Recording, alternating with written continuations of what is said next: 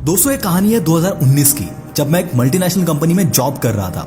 एक साल कंप्लीट हो गया था मैंने इंजीनियरिंग किए हुए। जॉब भी बहुत अच्छा चल रहा था। कंपनी में मैं सेल्स और मार्केटिंग हैंडल करता था। एक दिन कंपनी से ऑफर आया, एक प्रोजेक्ट के लिए मुझे लंदन भेज रहे थे, पर उसके बदले कंपनी के साथ 2 साल का बॉन्ड साइन करना था।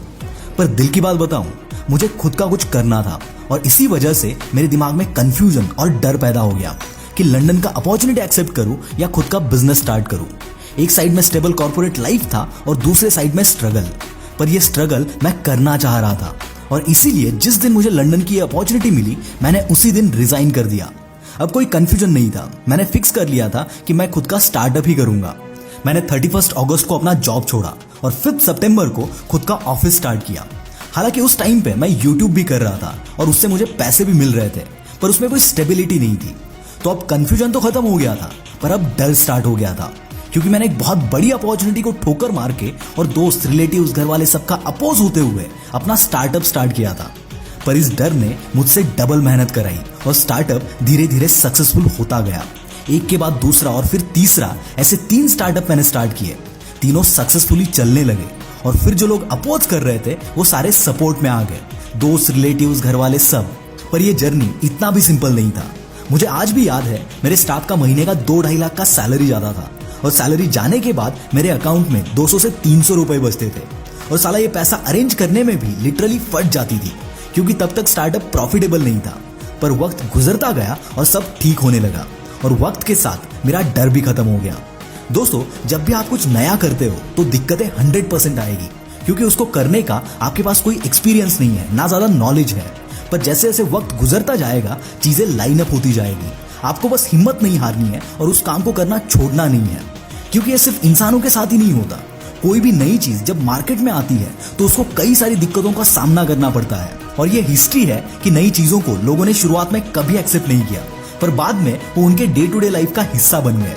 जब 1850 में इंडिया में पहली बार ट्रेन आई थी, तब लोग इस चलने वाली डिब्बे से डरते थे और कुछ लोग तो इसे लोहे का राक्षस भी बोलते थे।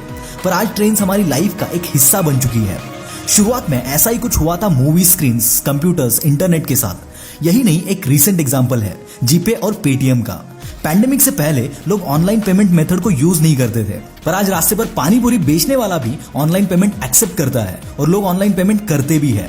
और दोस्तों, ऐसा ही कुछ अभी हो रहा है क्रिप्टो करेंसी के साथ। इसके बारे में भी लोगों के अंदर बहुत सारा कंफ्यूजन है, डर है। पर ब्लॉकचेन टेक्नोलॉजी के ऊपर बनी ये क्रिप्टो करेंसी फ्यूचर है। जिसने इसको जल्दी अडॉप्ट कर लिया वो इसका फायदा उठा सकता है। पिछले 1 साल में बिटकॉइन 600% से ग्रो हुआ है। कई देश क्रिप्टो करेंसी को लीगलाइज कर रहे हैं। कंपनीज जैसे Facebook, Tesla, PayPal, city bank खुद का पैसा क्रिप्टो करेंसी में इन्वेस्ट कर रहे हैं। कई कंपनीज के सीईओ और काफी इन्फ्लुएंशियल लोग क्रिप्टो करेंसी को सपोर्ट कर रहे हैं। इवन आरबीआई ने कहा है कि अब से वर्चुअल करेंसीज में इन्वेस्ट करना गैर कानूनी नहीं है और जल्द ही आरबीआई खुद का क्रिप्टो करेंसी लॉन्च करने का प्लानिंग कर रही है। दोस्तों, क्रिप्टो करेंसीज के इन्वेस्टमेंट में फाइनेंशियल रिस्क शामिल होता है। इसमें फायदा तो होता है, पर नुकसान होने के चांसेस भी होते हैं। तो आप अपनी जिम्मेदारी पर ही इन्वेस्टमेंट करो और उतना ही इन्वेस्ट करो जितना आपका रिस्क टेकिंग एपेटाइट है। दोस्तों, ये वीडियो बनाने के पीछे का मकसद ये है कि आप नई नई चीजों को एक्सेप्ट करना सीखो, उनको अडॉप्ट करना सीखो। ऑब्वियसली उस चीज का खुद रिसर्च करो, पर अगर आप सिर्फ लोगों के कहने पर दूसरी चीजों को जज करने लगे तो आप कभी भी अपॉर्चुनिटी को ग्रैब नहीं कर पाओगे। यहाँ पर आपको एक स्टोरी बताता हूँ जिससे आप इसको रिलेट कर पाओगे। 2016 में मैंने यूट्यूब की जर्नी स्टार्ट की। उस टाइम पर मेरे खुद के दोस्तों ने मेरा मजाक उड़ाया और शुरुआत में मैं कई बार फेल भी हुआ। कई चैनल्स पर कॉपीराइट क्लेम भी आया, जिसकी वजह से वो चैनल बंद करने पड़े। इसलिए सबको यकीन हो गया कि ये कोई पोटेंशियल प्लेटफॉर्म नहीं है। पर जियो के बाद इंटरनेट यूजर्स बढ़ने लगे और धीरे धीरे मेरा यूट्यूब चैनल भी ग्रो होने लगा। मैं उससे पैसे कमाने लगा और उन्हीं पैसों को इन्वेस्ट करके मैंने खुद की कंपनीज भी स्टार्ट की। जिन लोगों को उस टाइम पे ये सब टाइम पास लगता था, वही आज मुझसे पूछते हैं कि भाई मुझे भी यूट्यूब पे आना है, हमें गाइड कर। पर जब मैंने यूट्यूब स्टार्ट किया था उस वक्त मेरे कॉन्टैक्ट में ऐसा कोई भी नहीं था जो मुझे गाइड कर सके, क्योंकि ये सबके लिए एकदम नई चीज थी। पर उस अर्ली अडॉप्शन का फायदा मुझे हुआ, इसलिए मैं हमेशा कुछ ना कुछ नया ढूंढता रहता हूँ। इसका और एक फायदा ये होता है कि नई नई चीजों को अडॉप्ट करने की वजह से आपका कंफर्ट जोन ऑटोमेटिक बड़ा होता जाता है और कोई भी नई चीज करने से पहले आपको डर नहीं लगता, क्योंकि कोई भी चीज जब आपके कंफर्ट जोन में होती है तो आप उसको इजीली अडॉप्ट कर पाते हो। पर जब बात कोई नई चीज करने की हो, और तो और कोई ऐसी चीज जो नई नई मार्केट में आई है, तो उस टाइम पे डर बहुत ज्यादा बढ़ जाता है। और इसीलिए शुरुआत में छोटी छोटी चीजें करो। और हाँ, और एक इंपॉर्टेंट बात, जब भी आप कुछ नई चीज करोगे जिसको अभी तक ज्यादातर लोगों ने अडॉप्ट नहीं किया है, तो उसमें कभी कभी आप फेल भी हो सकते हो। इसलिए कोई भी नई चीज शुरू करने से पहले उसका इन एंड आउट रिसर्च जरूर कर लेना।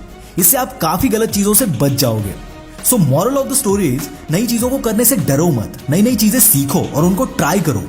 आप कौन सी नई चीज करना चाहते हो जो आपने आज तक नहीं की, कमेंट्स में जरूर बताना। This is Mangesh from the will power star, signing off for the day. Bye bye.